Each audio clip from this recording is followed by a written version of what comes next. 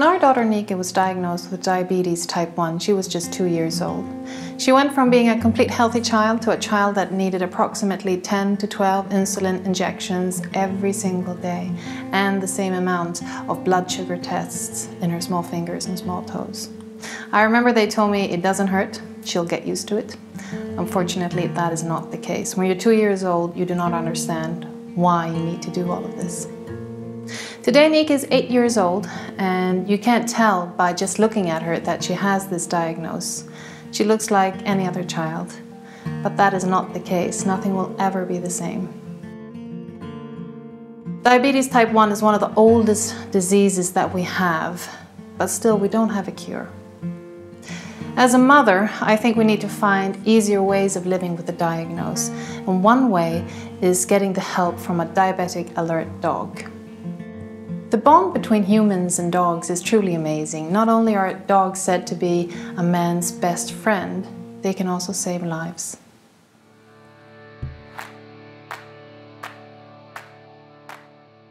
Molly will be trained to become a certified diabetic alert dog. A diabetic alert dog is trained to detect blood sugar changes, to prevent Nika's blood sugar to become dangerously high or low.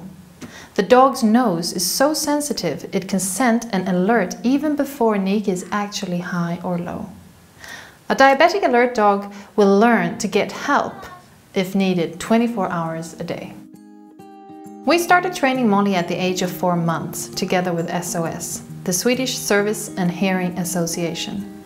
Our trainer has many years of experience with training service dogs.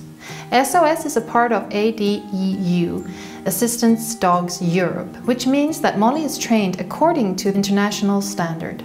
Molly is going to work for Nika, but she will also be trained to report not only to Nika but to the whole family.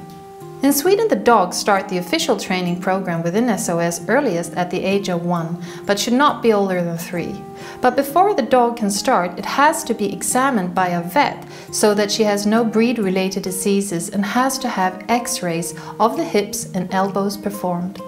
Also, an evaluation of the dog's personality needs to have been done so that she has what it takes to work as a service dog.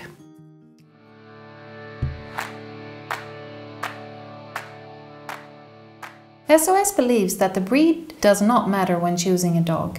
They focus on recommending dogs with the right personality. However, you should choose a dog that suits your lifestyle and fits with you and your family. The dog you choose should of course love to work and be eager to please. It has to be focused, well behaved, so she can work both within the home but also in public places. The dog needs to be friendly, of course, towards all people and other dogs. Cannot show any signs of aggressions or fear.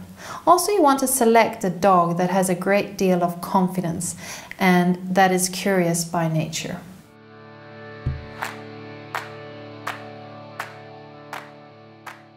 When we train Molly, we are working with something called positive reinforcement, meaning we give her attention with treats, love and play when she does what we want her to do. And when she doesn't, we just ignore her, because we want her to do the right thing, but we don't want her to be afraid that she doesn't get it right the first time. We do not want a dog that only works when getting a command. We want a dog that will think for itself. As a service dog, you are expected to always behave in an appropriate manner in public.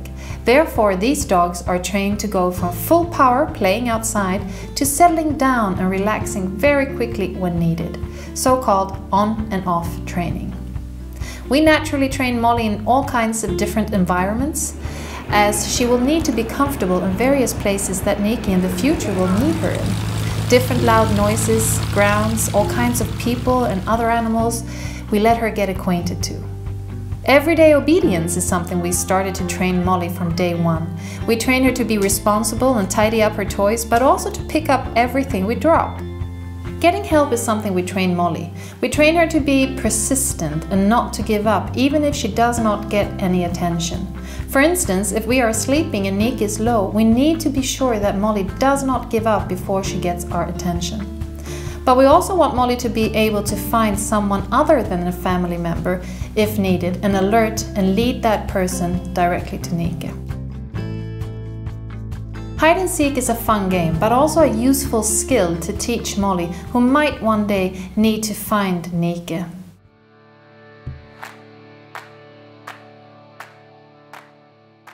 The most important thing is of course scent training. We started introducing low and high blood sugar smells when she was just a puppy. The first step was for Molly to recognize a smell that was different. Once she recognizes that smell, we trained her to alert. High and low blood sugars does not smell the same way, so we are training Molly to alert us by bumping my hand when she smells a scent of high or low. And then I ask her, "What is it, Molly?"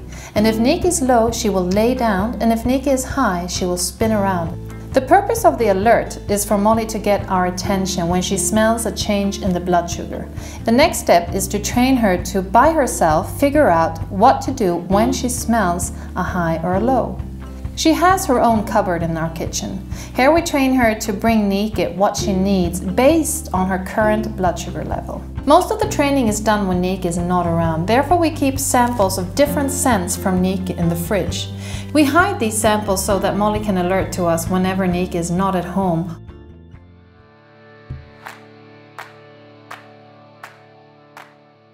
From that the official training starts. It usually takes approximately a year until the dog graduates, all depending on the dog of course.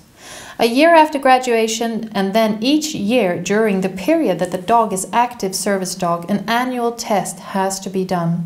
This is to ensure that the dog and the handler, in our case Niki, maintains their knowledge. When training a small child and a dog, it's really important that it's not about the training all the time. They need to have fun, they need to love each other in order to become a really tight team. Today Molly and Niki are quite inseparable.